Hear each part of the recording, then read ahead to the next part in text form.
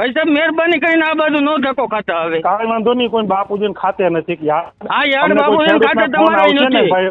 આમ આદમી પાર્ટીના નેતા અને ખેડૂત વચ્ચે મોટી બબાલ થઈ છે. આપના જિલ્લા પ્રમુખનો ઓડિયો જે છે તે હાલ સોશિયલ મીડિયા પર વાયરલ થઈ રહ્યો છે. ઓડિયોમાં ખેડૂત અને સાવલિયા વચ્ચે ઉગ્ર બોલાચાલી બાદ ગાળાગાળી કરવામાં આવી.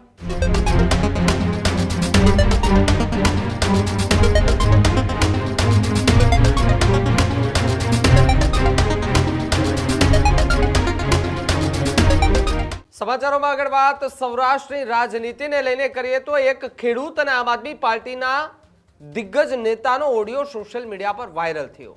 એક ખેડૂતે આમ આદમી પાર્ટીના નેતાને ગાળો દીધી છે. આમ આદમી પાર્ટીના નેતા અને ખેડૂત વચ્ચે મોટી બબાલ થઈ છે અને આ બબાલ જે ફોન કોલ ઉપર થઈ. આપના જિલ્લા પ્રમુખનો ઓડિયો જે છે તે હાલ સોશિયલ મીડિયા પર વાયરલ થઈ રહ્યો છે અને આ ઓડિયોની અંદર હરેશ સાવલિયા અને ખેડૂત વચ્ચે ફોનની અંદર બબાલ થઈ. ઓડિયોમાં ખેડૂત અને સાવલિયા વચ્ચે ઉગ્ર બોલાચાલી બાદ ગાળાગાળી કરવામાં આવી. માર્કેટ યાર્ડની વાતને લઈ ફોનમાં જ બબાલ થઈ હોવાની વાત સામે આવી રહી છે. બંને વચ્ચેનો વાતચીતનો જે ઓડિયો છે તે હાલ સોશિયલ મીડિયા પર વાયરલ થઈ રહ્યો છે. સાથે જ મગફળીમાં એ 16 થી 17% ડેમેજ આવ્યું છે તેવી વાત ખેડૂતે સાવલિયાને કરી. સાવલિયાએ કહ્યું કે સરકારના નિયમ મુજબ 4% જેટલું ડેમેજ હોય તો ચાલે, છતાં 7 થી 8 સુધી જાય, પણ આ તમારું જે વધારે છે ડેમેજ એટલે નહીં થાય. તો પછી ખેડૂતે સામે કીધું કે તે દિવસે તમે આવ્યા હતા અણી કાઢવા માટે, તો ત્યારે તો તમે મોટે મોટા લાઈવ કરી અને તમે બધે મુદ્દાઓ રાખતા હતા.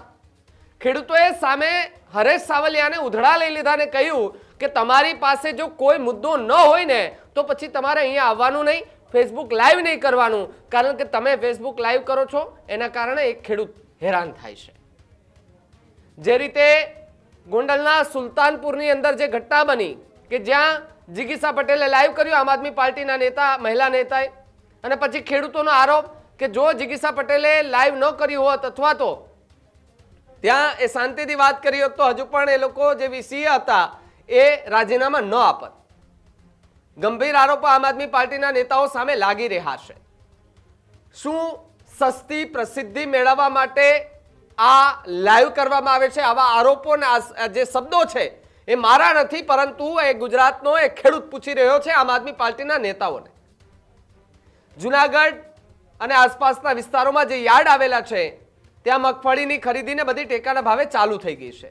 એમાં જો થોડી ઘણી મગફળી ખરાબ હોય તો તેને જે કહી શકાય કે ભાઈ જે ત્યાંના માર્કેટ યાર્ડના લોકો તે ચલાવી લેતા, પરંતુ ખેડૂતનું કહેવું એવું છે કે પહેલી વાર જ્યારે હરેશ સાવલિયા આવ્યા ત્યારે બધાની મગફળી લેવાતી જ હતી, પરંતુ એમણે લાઈવ કર્યું પછી લેવાની બંધ કરી દીધી, પછી અમારી સાથે આડા ચાલવા માંડ્યા.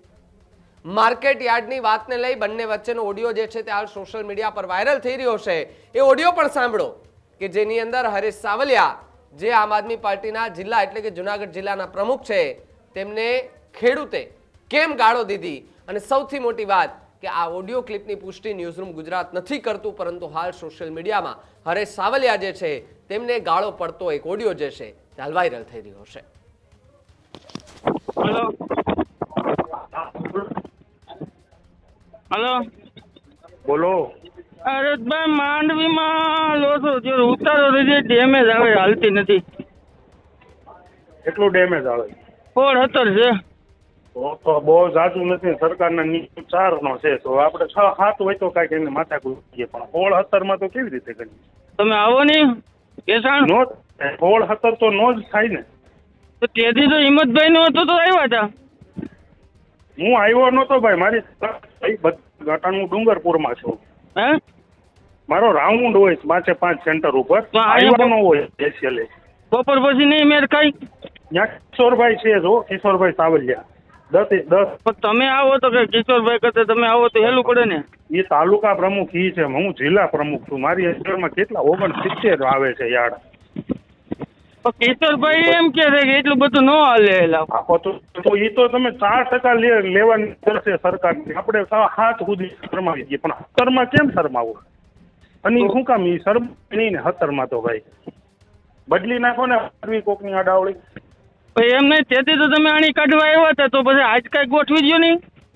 તમે એકની એક વાત કરો છો, હું સ્પેશિયલી ન આવ્યો હોય. ડેમેજ હોય હું તો તમારી પાસે છે ને હા, તું કોણ બોલતો ભાઈ? પત્તે દીધું આવો ખોટી આવો મુદ્દાની ખબર ન હોય. નામ દેતો તારું એક હું મુકેશ બોલું ધણાકાથી. હું તો તમારી પાસે હોય પછી ફેસબુક લાઈવ કરાય. હા પણ મુકેશ હતા કોણ? ડેમેજમાં તો પણ મુકેશ રામાણી બોલું. હા તો પણ તો શું છે ડેમેજમાં? તો પછી તમે લેવરાવી લો ને, તમારી પાસે એટલો બધો પાવર હોય તો. તમારી પાસે પાવર હતો તો તમે આવીને લાઈવ હા, તો કર્યા. અમે એમાં લઈ લીધું. અમારા તમારી ગામની પાસે power થઈ હતો, ગઈ. તમે લેવરાવી લીધું. એના તમારા કરતા જેવા ન પાંચ આવો ને તો જણા સારું. સમજ્યા, ગામ વાંધો નથી. તઈ મને વાંધો તમારા જેવા એને જ વાંધો. અભદ્ર ભાષા ડેમેજમાં વાપરતા એટલે હોય ને. તમને કહું છું, ડેમેજમાં એ હાકે હોતે પાડવું પણ તમે હા. અહીંયા આવો ને એટલે તમારી પણ રચાય છે. પાડવું હાલે પણ 17 ન હાલે. પછી આપણે એમ કે મારે 17 છે એમાં તો ઈ ન 17 હાલે જ હતું. ને. હું સેમ્પલમાં ગયો તો એમાં 17 જ હતું. અને તમે આપો તો આવીને એનું દીધી લઈ- પણ એમ નથી તો લઈ લીધું તમને વાંધો છે મને કઈ એનું તો હે? તમે આવ્યા એટલે નકર તો રોકતા હતા બિચારા. ભાઈ સાહેબ મહેરબાની કરીને આ બાજુ નો ધક્કો ખાતા હવે. કાંઈ વાંધો નહીં, કોઈ બાપુજીને ખાતે નથી કે યાર. હા યાર, અમને કોઈ બાબુજીને ખાતે ખેડૂતના ફોન તમારા આવશે ને નથી. ભાઈ, નાની એ અમારું કોઈ ખેડૂતનું જ છે, તમારા ખાતે નથી.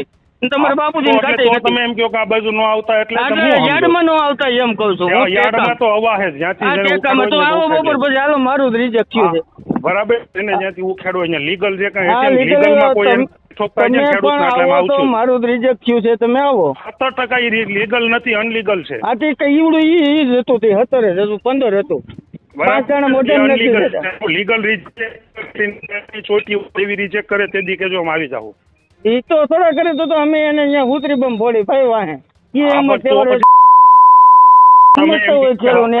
તમે અહીં આવ્યો એટલે હું કાંઈ ખેડૂને કોઈને તમે હાવ એમ છોટલી વાર નો સમજતા અમે એને ચોટલી વાળા નો સમજતા ભાઈ. તમારે ફોન કરવાનો, અમને કરવાનો જ ન હોય. હા સારું હાલો.